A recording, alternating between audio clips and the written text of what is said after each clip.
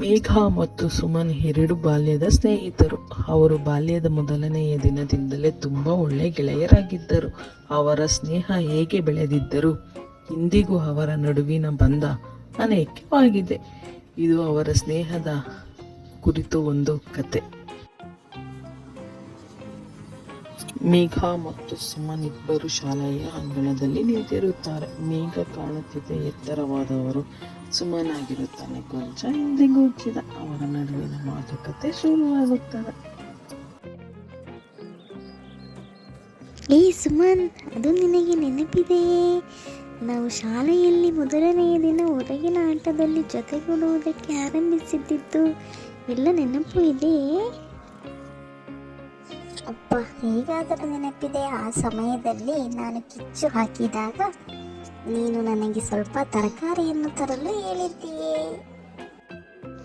ಹೌದು, ನಾನು ಹಾಗೆ ಮಾಡುವುದನ್ನು ಆರಿಸಿಕೊಂಡಿದ್ದೆ. ಆದರೆ ನೀನು ಅದನ್ನು ಹೇಗೆ ಜೋಡಿಸಿದ್ದೀಯೇ ಎಂದು ನನಗೆ ತುಂಬ ಖುಷಿಯಾಯಿತು. ಮೇಘ ಮತ್ತು ಸುಮನ ಹಾಸ್ಯದಿಂದ ಮತ್ತು ಸ್ನೇಹದಿಂದ ತಮ್ಮ ನೆನಪುಗಳನ್ನು ಹಂಚಿಕೊಂಡು ನಗುಹಿನರಾಗಿ ಇರುವವರು. ಆ ಸಮಯದಲ್ಲಿ ಅವರು ಶಾಲೆಯಲ್ಲಿ ಕೊನೆಯ ದಿವಸಗಳನ್ನು ಕಳೆದಿದ್ದಾರೆ. ಅವರು ವಿದ್ಯಾರ್ಥಿಗಳ ಹಂತಗಳಲ್ಲಿ ಸ್ನೇಹವನ್ನು ಬಲಪಡಿಸಲು ಬಂದಿದ್ದಾರೆ. ನಮ್ಮ ಬದುಕಿನಲ್ಲಿ ಸಾಕಷ್ಟು ಬದಲಾವಣೆಗಳನ್ನು ಕಂಡುಕೊಂಡಿದ್ದೇವೆ. ಇತ್ತೀಚೆಗೆ ಬಹುಮಾನಗಳು ಮತ್ತು ಅವಧಿಗಳ ನಗುಹಿನಗೊಳಿಸಿವೆ. ಆದರೆ ನೆನಪು ಗೊತ್ತು, ನಾವು ಯಾವತ್ತೂ ಒಟ್ಟಿಗೆ ಇದ್ದವು. ಇನ್ನು ನಾವು ಹೀಗೆ ಎದುರಿಸಿದರೂ ನಮ್ಮ ಸ್ನೇಹ ಹೃದಯವನ್ನು ಉಳಿಸಿಕೊಂಡಿದೆ. ಹೀಗೆ ಅವರು ಸ್ನೇಹದಲ್ಲಿ ಸಾಗಿದ ಅನೇಕ ವಿಘ್ನಗಳನ್ನು ಅವಗಾಯಿಸಿಕೊಂಡಿದ್ದಾರೆ. ತಮ್ಮ ಮಕ್ಕಳು, ಶಿಕ್ಷಕರು ಮತ್ತು ಕುಟುಂಬದವರೊಂದಿಗೆ ಇದ್ದರು.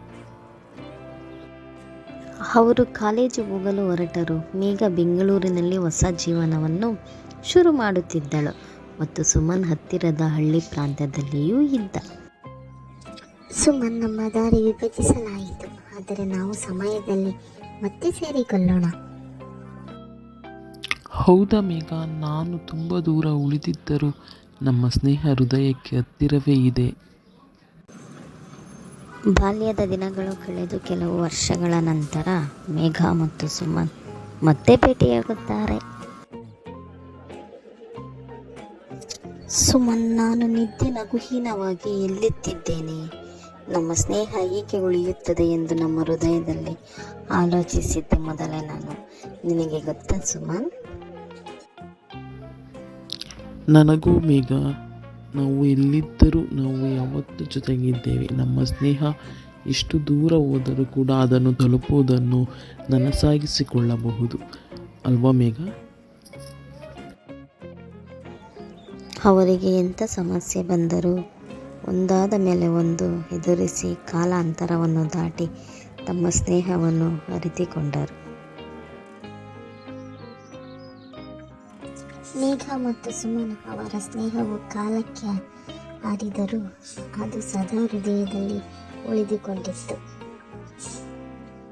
ಪ್ರಪಂಚದಲ್ಲಿ ಯಾವುದೇ ಬದಲಾವಣೆಗಳಾದರೂ ಅವರ ಸ್ನೇಹವು ಅನಂತವಾಗಿತ್ತು.